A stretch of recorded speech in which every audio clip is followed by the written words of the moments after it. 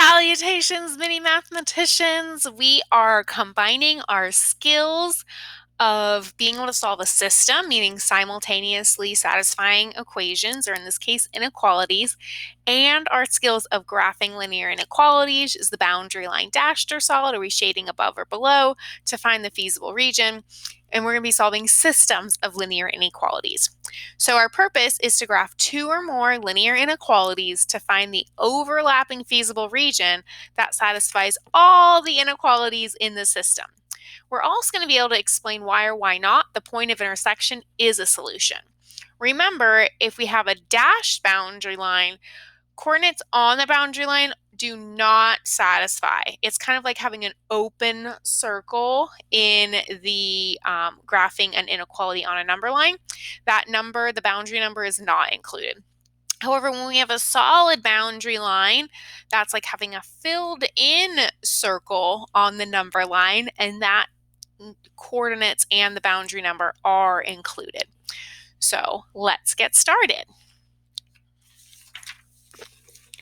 4.2e lesson, graphing systems of linear inequalities. Because we're graphing, I do recommend having a ruler. I like having one or two colors to graph the two different lines, and then maybe a marker or a highlighter so that you can clearly show the feasible region. Okay, we're going to skip 1 and 2 and come back to it after we know a little bit more about graphing linear inequalities, a system of them. So we're going to jump down to number 3. Taking a look at number 3, directions say, graph the systems of linear inequalities. Label the boundary lines. Determine if the point of intersection is a solution, and shade the feasible region of solutions. Because we're saying graph the systems of linear inequalities, we don't really need to remind ourselves to shade the feasible region. It's just part of graphing.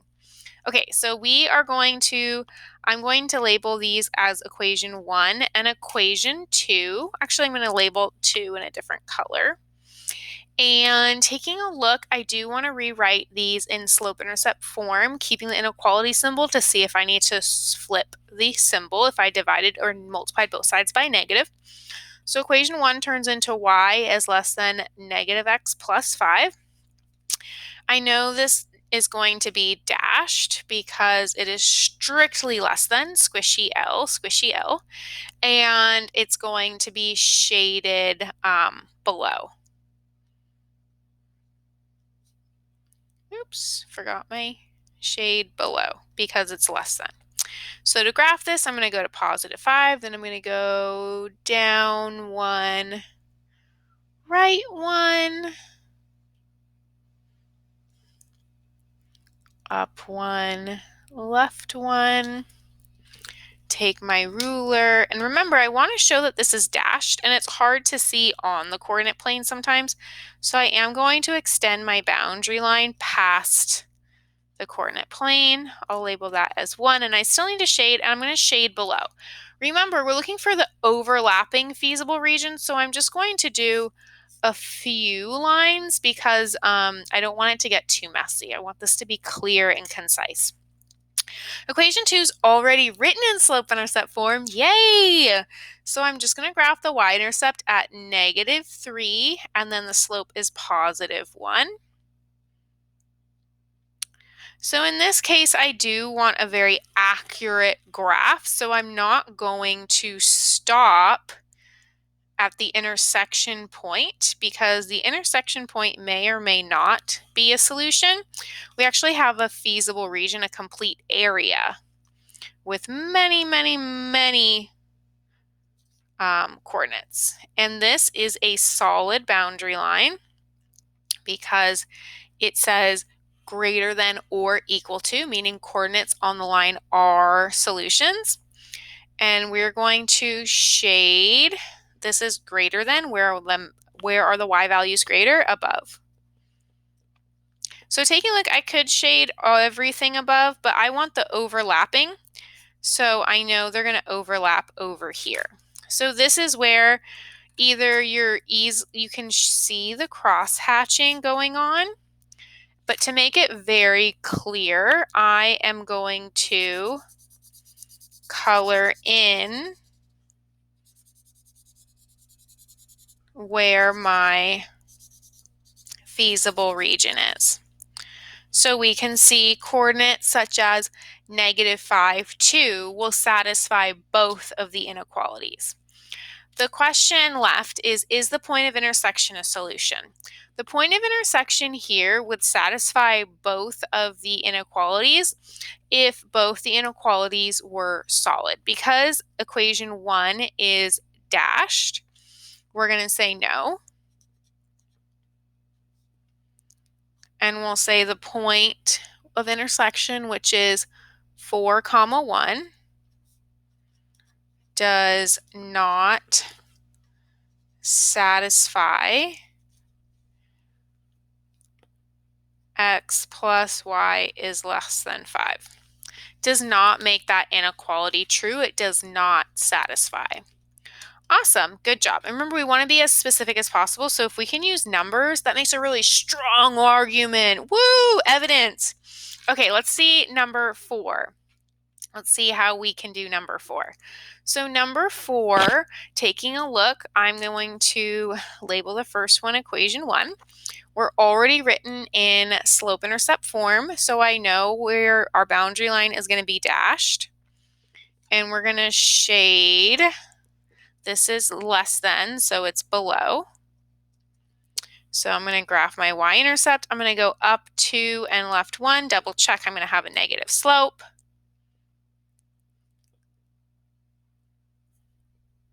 Beautiful job. Super accurate. Remember, we want to show the dashing. Oh, you know what? We forgot to label our second line over here. Oopsies. Got to make sure we label all of our boundary lines. Okay. And we said we're shading below, so I am just going to do a few just so I know which direction is below. Okay, so taking a look at our second equation, or inequality, sorry, I misspoke. Here, I am going to end up flipping my inequality symbol because I will end up dividing by a negative. So I'm going to add 2x to both sides, and I would get -y is less than or equal to 2x minus 4. But then when I divide each term by -1, I need to flip my inequality symbol. So I'll end up with y is greater than or equal to -2x plus 4. So this is my second inequality that I need to graph. And maybe you noticed something already. What do you notice about these lines? That's right, they have the same slope. And they have different y-intercepts. What does that tell you about this graph? That's right, they're going to be parallel. But we have to be careful. We can have parallel lines that have a solution. For example, if I had parallel lines and the feasible region, if we went this way and this way, we had overlapping over here, there's still going to be a solution. However, I could have parallel lines. One goes down and one goes up, and we still have overlapping a solution. We could have parallel lines that the shading is in opposite directions. So we have to be careful about, just because the system of inequalities is parallel does not mean that there's no solution, because we're looking for the overlapping. I guess there's one more option. We could go this way and this way. Awesome. Okay, so we still need to look at our shading. So let's get our graph on. Here's 4. And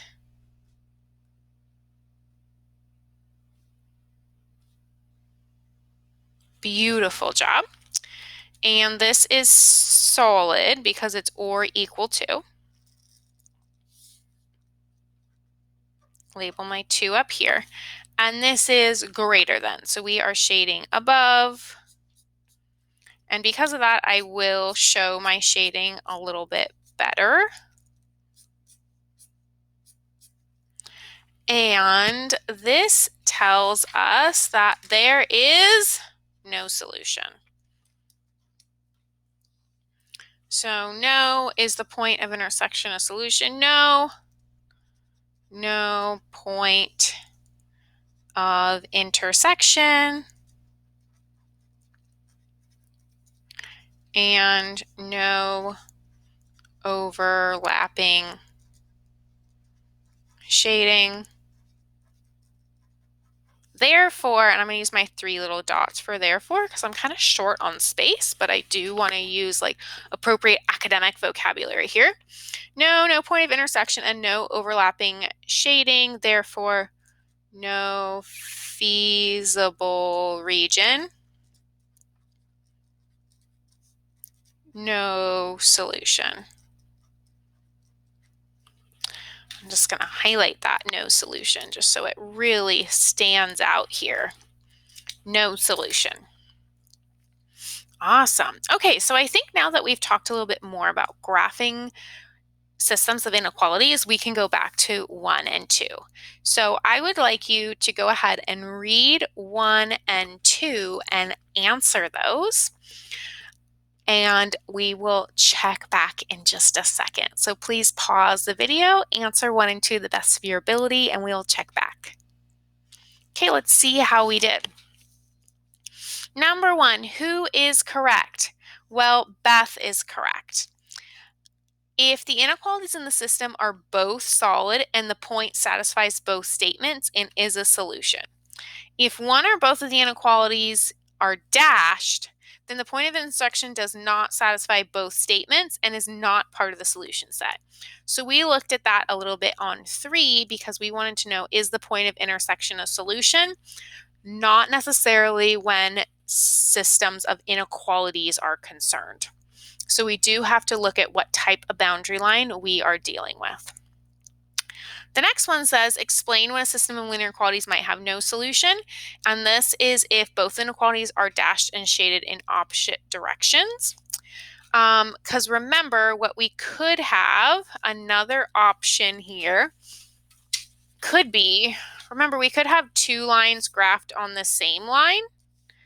If there are 2 lines graphed on the same line and shaded in opposite directions, just the boundary line would be the feasible region because they would overlap. However, if one is solid and the other boundary line is dashed and they're shaded in opposite directions, they don't have any overlapping. So if we have dashed and solid the same line, or both of them are dashed on the same line, shaded in opposite directions, we also will not have a feasible region.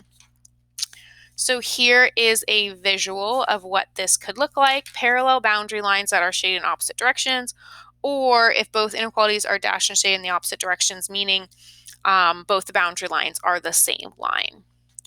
Cool. Let's keep practicing. Okay, so we have 5 and 6. We have 2 different inequalities to graph. So I would love for you to graph these 2 inequalities. Remember to label your boundary lines 1 and 2, or A and B, and then tell me if the point of intersection is a solution. Pause the video and we'll go over the answers in just a second. Okay, let's see how we did. So number 5, taking a look here, we have a vertical and a horizontal line. So x is greater than or equal to 4. That is a vertical line at x equals 4. It's solid and we're shading to the right because that's where the x values are greater than. Y is greater than or equal to -3. That's a horizontal line, solid shaded above. So we're clearly showing our feasible region where the cross hatching is. And is the point of intersection a solution? Yes. The point of intersection satisfies both inequalities and is included in the feasible region / solution set. If we take a look at number 6, when we graph these, our inequalities written in slope-intercept form. Y is less than or equal to x minus 2, and y is less than -x minus 1.5. Taking a look here, we have a dashed boundary line and a solid boundary line. If you were having trouble graphing y is less than negative x minus a half, we can also look and see if there is a coordinate that makes this true.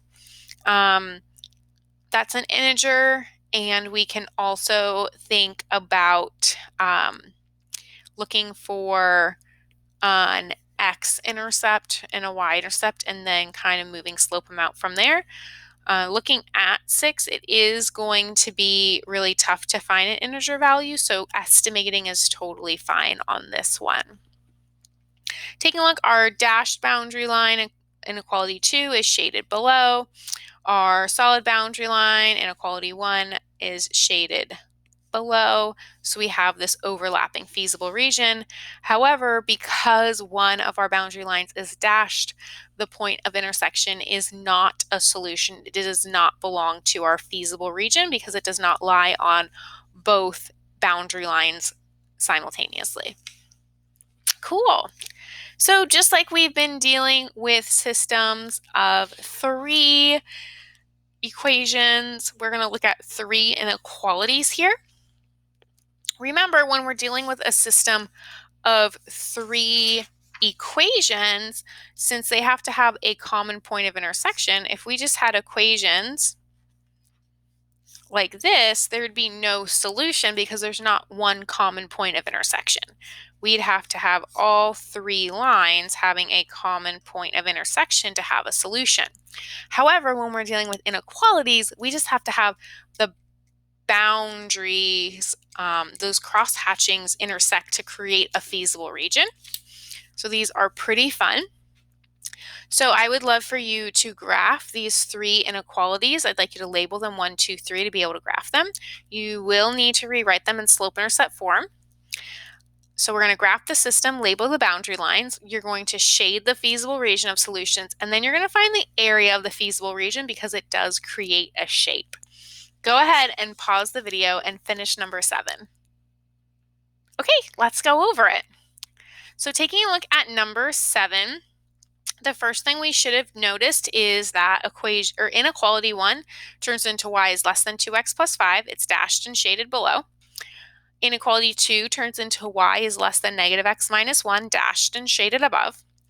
And y is, I hope you notice that that was less than or equal to. It didn't really show up that great on my copy, but I hope it showed up better on yours. So that's the y-axis. It's solid and shaded to the left because that's where the x values are less than, to the left. So taking a look, when I graphed the system and shaded in my feasible region, I created a triangle. I hope you did as well.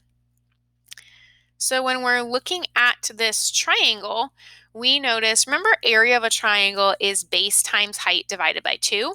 So I'm looking at this triangle. I don't know what the lengths of these diagonals are. You would need to use the distance formula between 2 points, and you don't know that yet, but you will. I'll teach it to you later this year. But let's look at this a little simpler. Remember, area of a triangle is base times height divided by 2.